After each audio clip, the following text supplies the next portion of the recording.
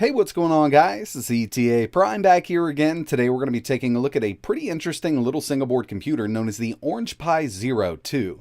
Now, this is a very inexpensive little single board computer, going anywhere from $15 to $19 depending on the RAM version you get, and I would definitely recommend getting the more expensive one with 1 gig of RAM. It's just going to perform much better across the board with all the operating systems that are available. Now, even though the 1 gigabyte model retails for $18.80, you still got to pay shipping, anywhere from $8 to $12, so that does drive the price up. Personally, I spent $28 for this unit here, and it took a month to ship to me. I'm in the US. If you're in another part of the world, it might get to you a little quicker. But I think one of the main things this has going for it is the size. As you can see, this is a super tiny single board computer, and it's actually packing some decent specs for the form factor here. Now, like I mentioned, they offer a couple different RAM variants of this. 512 megabytes of RAM, up to 1 gig. I would definitely recommend picking up the 1 gig model. It will perform better across the board. Now, if we take a close look at the board, we only have a single USB 2.0 port, but they do offer another little hat for this that'll add a 3.5mm audio jack and 2 more USB 2.0 ports. And just to give you an idea of the size of this thing, on the right-hand side, we have a Raspberry Pi 4 8GB model. On the left-hand side, the Orange Pi Zero2. This thing's half the size of the Raspberry Pi 4, but as you can see, we don't have that built-in I/O. You will have to add that extra board if you want more USB ports and an audio jack. This does have Wi-Fi and Bluetooth built in right out of the box, and it does come with an antenna. We got 26 GPIO pins on one side and another 13-pin header on the other, and this was specifically designed for that USB add-on board. Overall, I am a big fan of the form factor here. It does not support eMMC storage. You do have to run your operating system from a micro SD card, but I have tested up to a 512 gigabyte card, and it does work right out of the box. As for I/O ports here, we have a single USB 2.0 port, micro HDMI just like the Raspberry Pi 4, USB Type-C only used for power in. They recommend 5 volts, 2 amps, and gigabit Ethernet. Taking a look at the specs of the Orange Pi Zero2, for the CPU, we have the All-Winner H616. This is a quad-core Cortex A53 CPU at 1.5 GHz. The GPU is the Mali G31.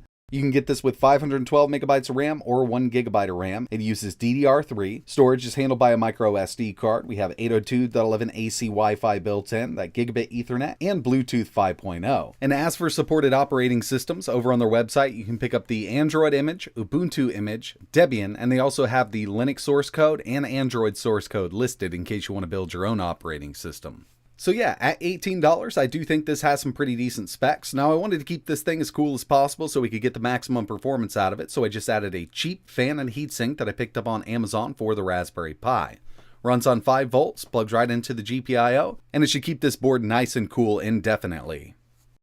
So when it comes to low-powered single-board computers like this, the first thing I always like to test is Android. That kind of gives me a little bit of a gauge on how well this thing performs. Like I mentioned, there are other operating systems available, and if you guys are interested in seeing any of those, Debian or Ubuntu, just let me know in the comments below. But for this one, we're going to go with their Android 10 build.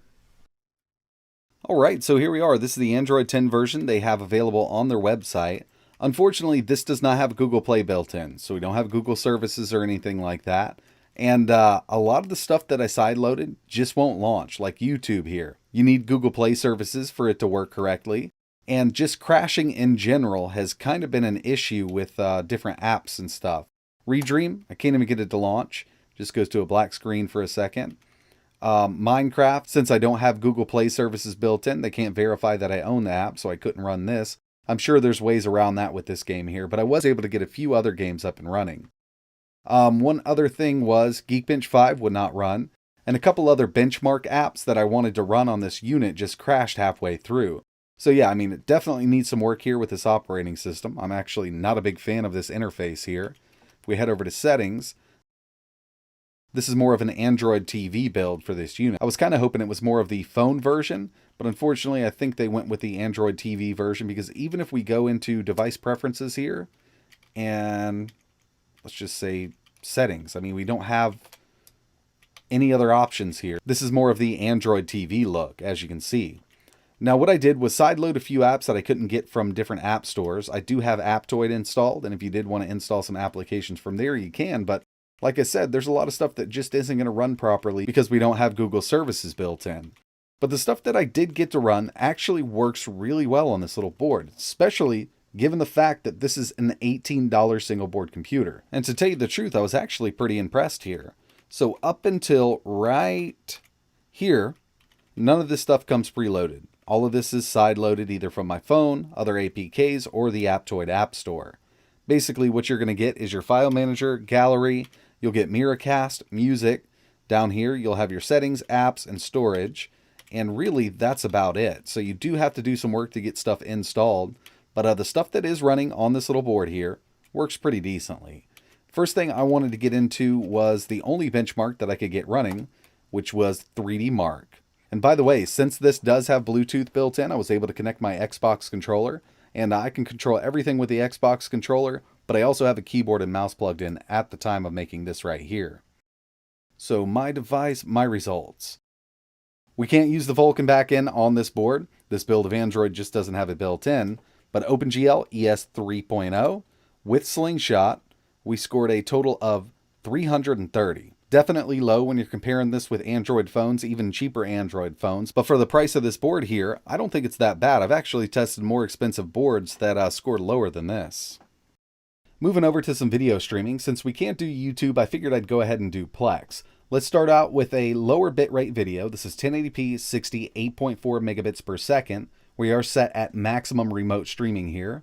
And it does load up pretty quickly and plays just fine. So this is a lower bitrate 1080p 60 FPS video, and it works great.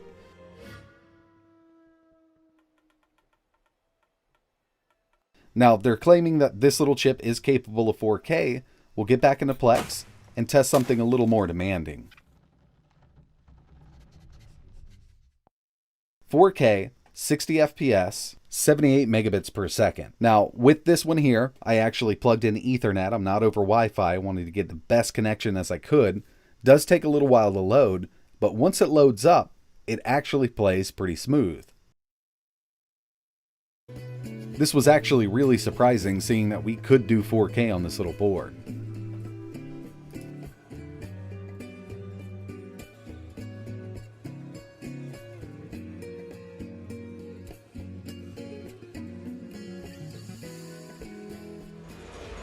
Next up, a little bit of native Android gaming.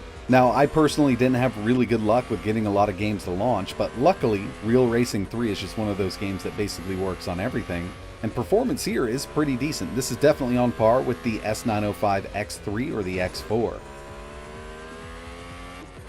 Next on the list, we have some emulation. Now, when it comes to the lower end stuff like NES, SNES, Game Boy, Game Boy Advance, PC Engine, Neo Geo, FBA, I have no doubt that they're going to run at full speed, so I wanted to test some higher end stuff.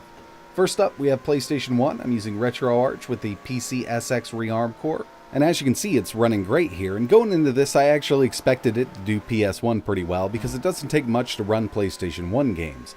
But what I wasn't expecting was decent N64 emulation.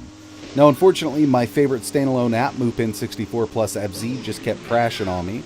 So I had to resort to Mupin Plus AE, but overall, I mean, N64 on this little unit is pretty decent. I'm sure we'll run into some games that aren't going to run at full speed, but overall, I'm really surprised to see this kind of performance out of this little board. Next up, PSP using the standalone version of PPSSPP. Starting off light here with Guilty Gear, 2D game, 1x resolution, OpenGL backend, no frame skip, no hacks. It's running at full speed. Every once in a while I do see it dip down. But I did run into some issues when I tried to play some harder to run games, like Tekken 6.